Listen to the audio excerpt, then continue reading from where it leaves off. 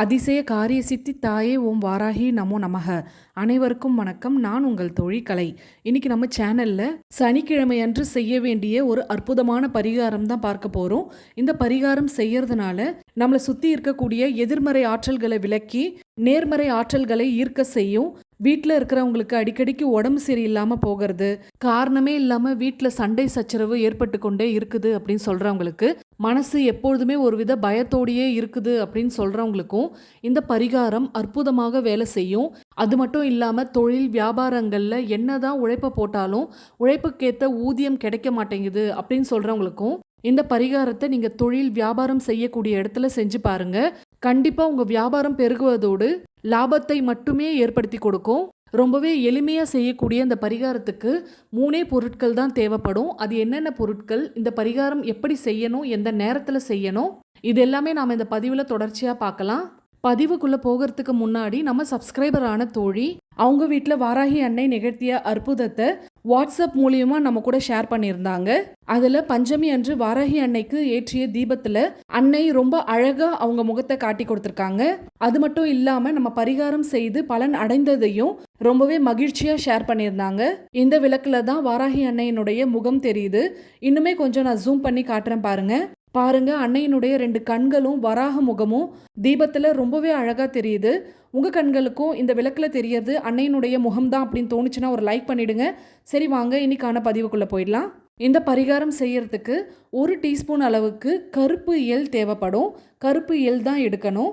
அடுத்ததாக 1 டீஸ்பூன் அளவுக்கு குறுமிளகும் 1 டீஸ்பூன் அளவுக்கு கருஞ்சீரகமும் தேவைப்படும். இந்த 3 பொருட்கள் தான் ரொம்பவே முக்கியமான பொருட்கள். அடுத்ததாக வெள்ளை துணி தேவைப்படும்.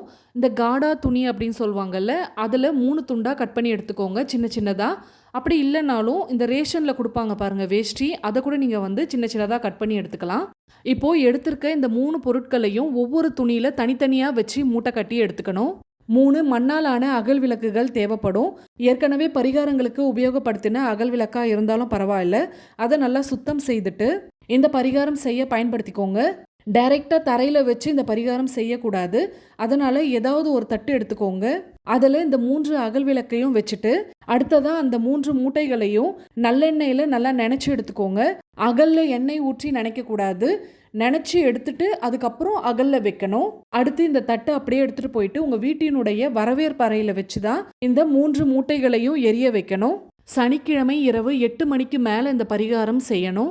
இந்த மூட்டையை எரிச்சு விட்டதுக்கு அப்புறம் 3 முறை வலது பக்கமாகவும் 3 முறை இடது பக்கமாகவும் அந்த தட்டை சுற்றி வலம் வரணும். நீங்கள் சுற்றி முடிக்கிற வரைக்கும் அந்த நெருப்பு எக்காரணத்து கொண்டும் அணையக்கூடாது. நீங்கள் வலம் வரும்பொழுது உங்களுடைய எந்தெந்த பிரச்சனைகள்லாம் தீரணும் அப்படின்னு நினைக்கிறீங்களோ அதை சொல்லிகிட்டே வலம் வாங்க. வலம் வந்து முடிச்சதுக்கப்புறம் உங்கள் குலதெய்வத்தையும் உங்கள் இஷ்ட தெய்வத்தையும் மனதார பிரார்த்தனை செய்துக்கோங்க. வீட்டில் ஏற்படக்கூடிய எல்லா வித பிரச்சனைகளுக்கும் நிரந்தர தீர்வு கிடைக்கணும் அப்படின்னு வேண்டிக்கோங்க. கண்டிப்பாக இந்த பரிகாரம் உங்களுடைய மனக்குழப்பங்களை தீர்த்து வைக்கும். தொடர்ந்து 9 வாரம் நீங்கள் இதே மாதிரி செய்யும் பொழுது உங்கள் வீட்டில் என்ன காரணம்னே தெரியாமல் ஏற்படக்கூடிய பிரச்சனைகள்லாம் கண்டிப்பாக முடிவுக்கு வரும். கண் திருஷ்டி, பில்லி, சூனியம் போன்ற பய பாதிப்புகளில் இருந்தும் நீங்கள் முழுமையாக விடுபடலாம். இந்த பரிகாரம் உங்கள் குடும்பத்தில் மகிழ்ச்சியை ஏற்படுத்தும். அதனால் முழு நம்பிக்கையோடு செய்யுங்க. எந்த சனிக்கிழமை வேணாலும் நீங்கள் இந்த பரிகாரத்தை தொடங்கலாம். தொடர்ந்து 9 வாரம் செய்ய முடியல அப்படின்னாலும் ஒரு சனிக்கிழமையாவது இந்த பரிகாரம் செய்ய முயற்சி செய்யுங்க.